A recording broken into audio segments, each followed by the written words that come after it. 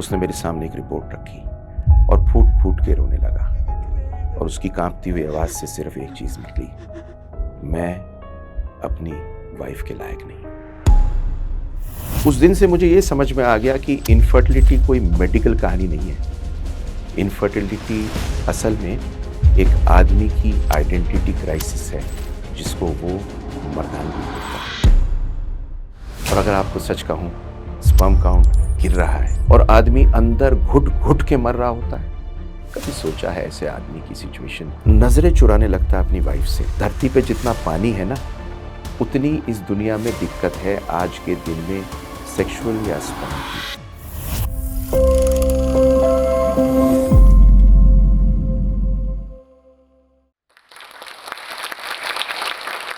मैं डॉक्टर सुनील जिंदल हूं, एक रिप्रोडक्टिव सर्जिकल स्पेशलिस्ट हूं।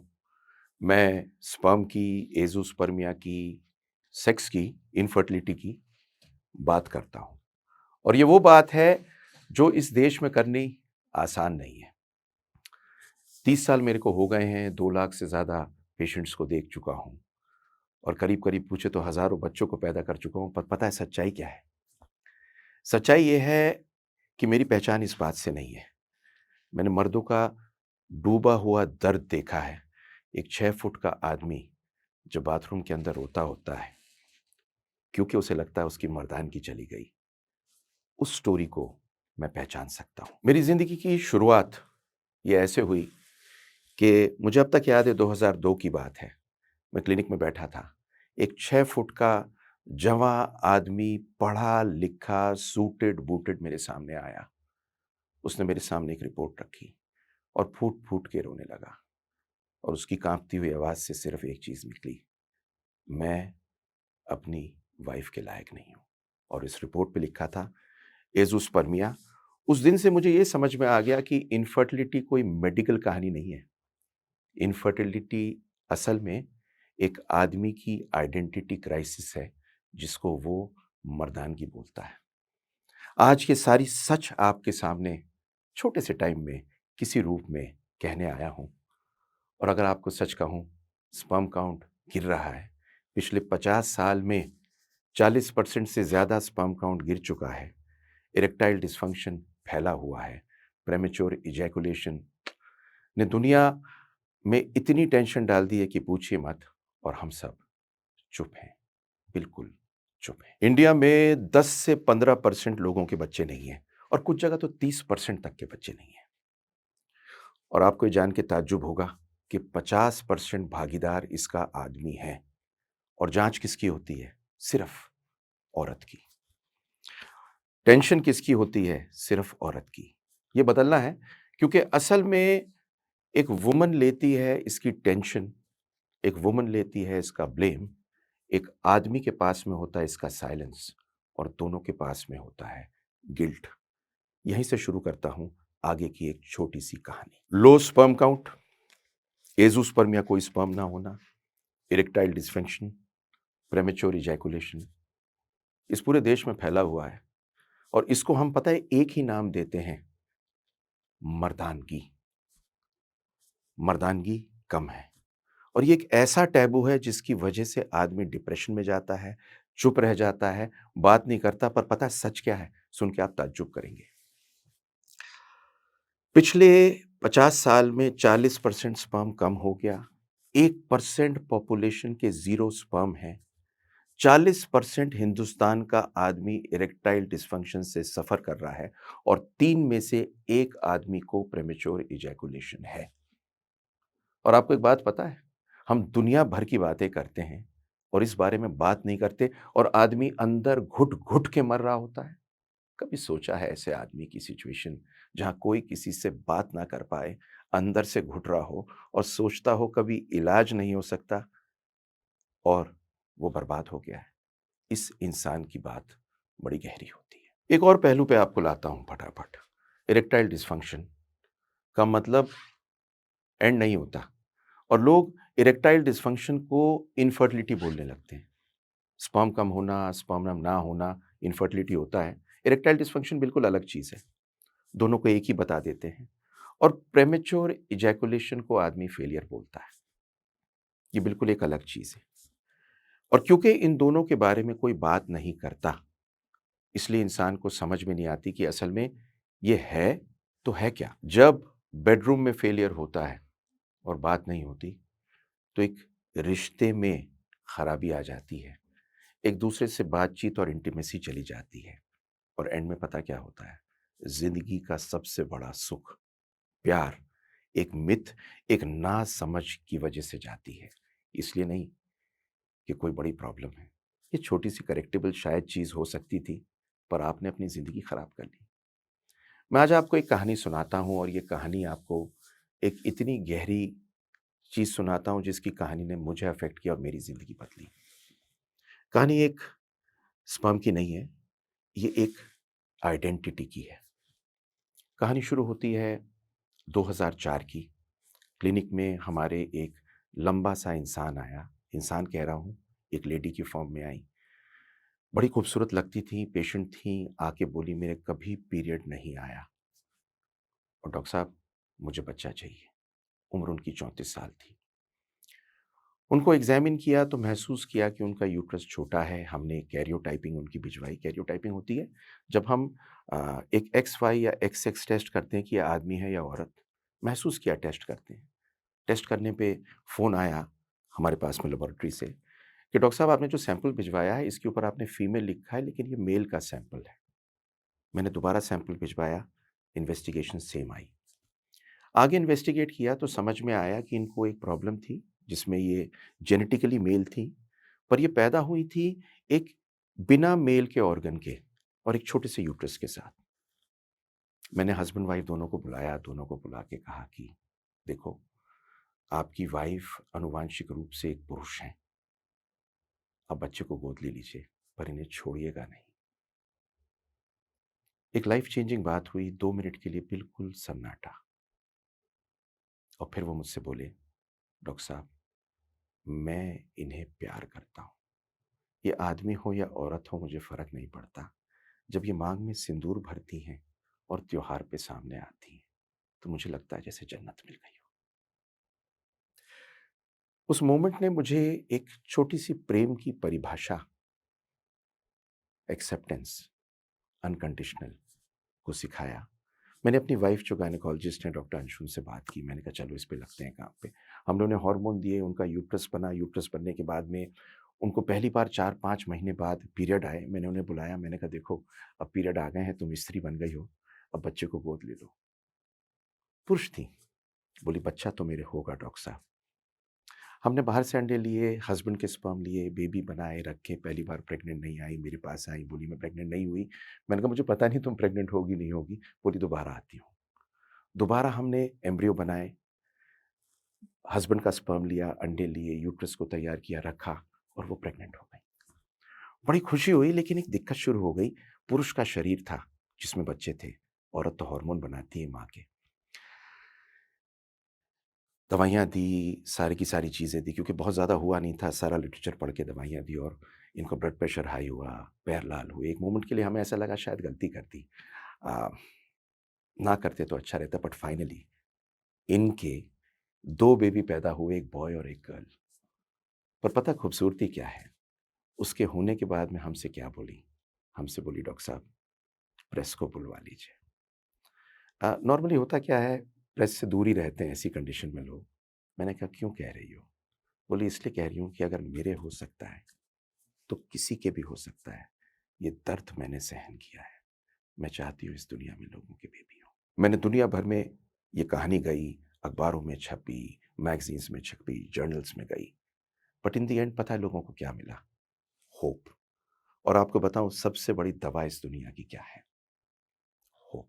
सबसे बड़ी प्रॉब्लम क्या है कि जो हमारा स्पर्म आज के दिन में है, जो हमारा मर्दानगी जिसे लोग बोलते हैं, इरेक्शन का प्रोसेस जो आज के दिन में है, 40 साल पहले इसका दुगना होता था। मतलब हमारे पूर्वजों का स्पर्म हमसे दुगना होता था। पर ये है क्यों? इसका रीज़न है मॉडर्न लाइफ़स्टाइल जो आज अपना के हम बहुत खुश होते हैं। मैं अगर आपको एक छोटा-सा फ़ॉर्मूला दूँ अपने स्पर्म को बेटर करने का तो सुन लीजिए, SPERM। एस का मतलब स्लीप बेहतर ले लीजिए 7 से 8 घंटे। स्ट्रेस को कम कर लीजिए। पी का मतलब पॉइज़न, जो पॉइज़न है, पॉइज़न कौन-कौन से पॉइज़न?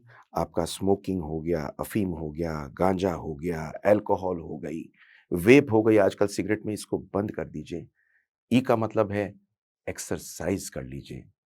एम का मतलब है, आर का मतलब है आप किसी भी रूप में हीट को दूर रखिए, मतलब लैपटॉप को मत रखिए, मोबाइल को पास में मत रखिए, रेडिएशन को दूर रखिए, आर का मतलब। और एम का मतलब माइक्रो न्यूट्रिएंट्स और हेल्दी फूड लें, जिसके अंदर क्या-क्या ना हो, जिसके अंदर सफ़ेद रंग में क्या हो, सिंपल बताता हूँ, सफ़ेद रंग में मैदा ना हो, कार्बोहाइड्रेट्स ना हो। आपको फल लेने हैं तो लाल और पीले रंग के ले लीजिए, और अगर सब्जियाँ लेनी हैं तो हरे रंग की ले लीजिए। दूसरी एक बहुत बड़ी परेशानी आज के दिन में जो मैं रोज़ देखता हूँ, वो ये देखता हूँ कि आदमी को पता ही नहीं है कि उसको अपना स्पर्म टेस्ट करवाना है। मैं आपको एक छोटा-सा किस्सा सुनाता हूँ, बड़ा अलग-सा किस्सा है। बिहार के एक गाँव में रहते थे और इनकी वाइफ़ का इलाज चल रहा था 5 साल से, बच्चा नहीं हो रहा था। बिहार की छोटी-सी जगह से रहने वाले थे, मेरी एक वीडियो इनको मिली, उस वीडियो में था कि आदमी का स्पर्म काउंट बड़ा इम्पोर्टेंट है टेस्ट कराने का, क्योंकि 50% आदमी की वजह से होता है। इन्होंने अपना स्पर्म काउंट टेस्ट कराया और टेस्ट कराने के बाद में वो मिला निल। 5 साल बाद, 5 साल से औरत का इलाज चल रहा था। जब इन्हें मालूम चला, बहुत कष्ट में थे और ये मेरे पास में ट्रेन में पकड़ के अपनी वाइफ़ के साथ आ गए। इंटरेस्टिंग बात आपको इससे पहले एक और बता दूँ, उसके बाद में करीब इनके गाँव में 100 लोग टेस्ट करा चुके हैं अपने स्पर्म को, जो अब तक इन्हें मालूम नहीं था कि कभी टेस्ट भी कराना है। एज़ोस्पर्मिक थे, एक प्रोसीजर होता है माइक्रो-टी से, वो किया। इनकी टेस्टिस में से स्पर्म निकाल के इन्हीं का बेबी इनको दिया और इनके बेबी पैदा हुए। पर 2 चीज़ें इससे मैंने सीखी। पहली चीज़ तो ये सीखी कि मिथ्स बहुत फैली हुई हैं। सबसे इम्पोर्टेंट चीज़ दुनिया में है सच्चाई लोगों पे जाननी, मिथ को तोड़नी। जैसे एक मिथ है, धात सिंड्रोम, नाइटफॉल, ये सिर्फ़ हिंदुस्तान, पाकिस्तान, बांग्लादेश में है, इस दुनिया में और कहीं नहीं है। और ये इतनी बड़ी समस्या है जिसकी वजह से इतने जवान लड़के डिप्रेशन में होते हैं। सबसे एक ही चीज़ कहना चाहूँगा, धात, नाइटफॉल बीमारी नहीं है। जो चीज़ बनती है वो आएगी, आएगी, उसकी वजह से अपने दिमाग को खराब मत करो। अभी रिसेंटली स्पेन के अंदर एक केस पहुँच गया धात सिंड्रोम का, कि सीमन आ रहा है मेरे यूरिन में। पागल हो गए वहाँ के डॉक्टर अंग्रेज़। इतने टेस्ट करा दिए पूछो मत। फिर वहाँ पर एक हमारे इलाके का डॉक्टर था, उसने बोला ये तो धात सिंड्रोम है। तब उन्हें समझ में आया कि ये चीज़ जो एग्ज़िस्ट यहाँ करती है, हमारे देश में, ये बाहर नहीं करती, ये मिथ्या तोड़नी ज़रूरी है। तो दोस्तों, अब कुछ आपको इन्फॉर्मेशन देता हूँ, क्योंकि अगर मैंने यहीं पे डर पे छोड़ दिया, तो ये बात कंप्लीट नहीं होगी।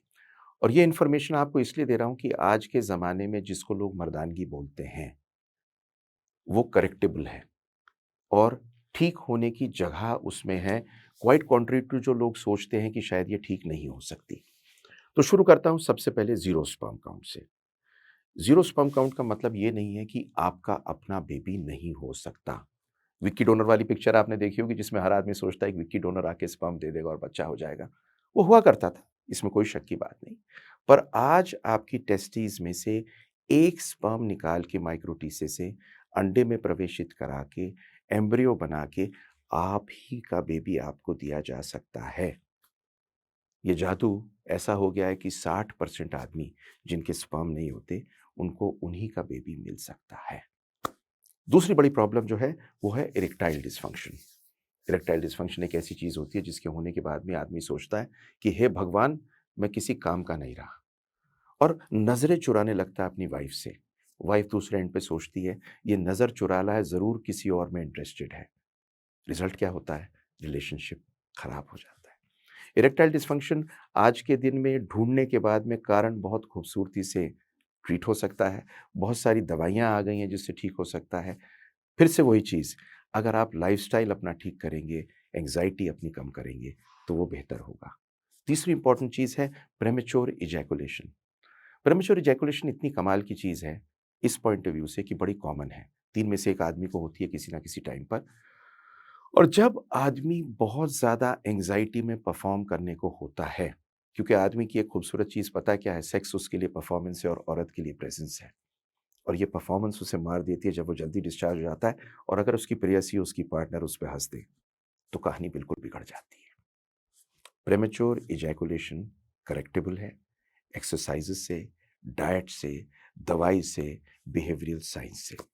ये ठीक हो सकती है। ऐसा नहीं कि आप इसके साथ में रहेंगे। आप ये समझ लीजिए सारी प्रॉब्लम की कहानी, आपने गाड़ी देखी है, गाड़ी के अंदर एक इंजन होता है और एक होता है सेल्फ।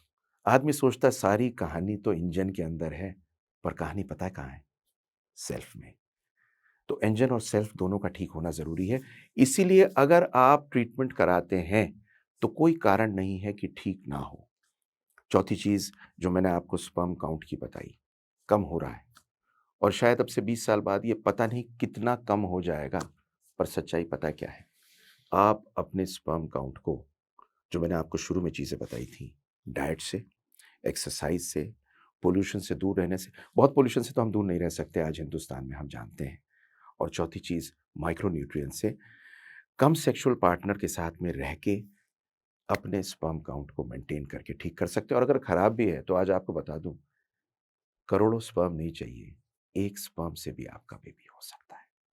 इस दुनिया में हम लोग रहते हैं। मैंने एक चीज देखी है कि जितना आदमी एजुकेटेड होता है उतना चुप हो जाता है, गहराई में चला जाता है। जितना आदमी एंजाइटी में होता है उतनी परफॉर्मेंस खराब हो जाती है, और जितना इंसान चुप होता है उतना डिप्रेशन में चला जाता है।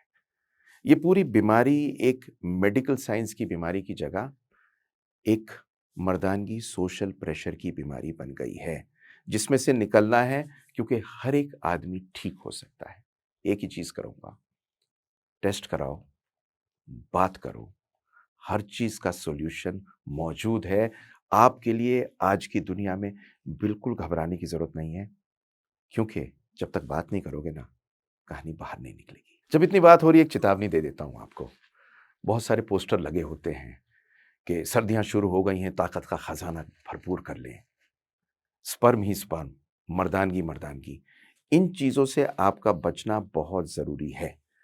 पता क्यों जरूरी है?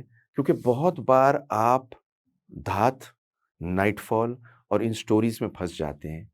आप मेडिकल ट्रीटमेंट प्रॉपर नहीं ले पाते हैं, मिथ्स में फंसने के बाद में अपनी जिंदगी में डिप्रेशन में जाते हैं।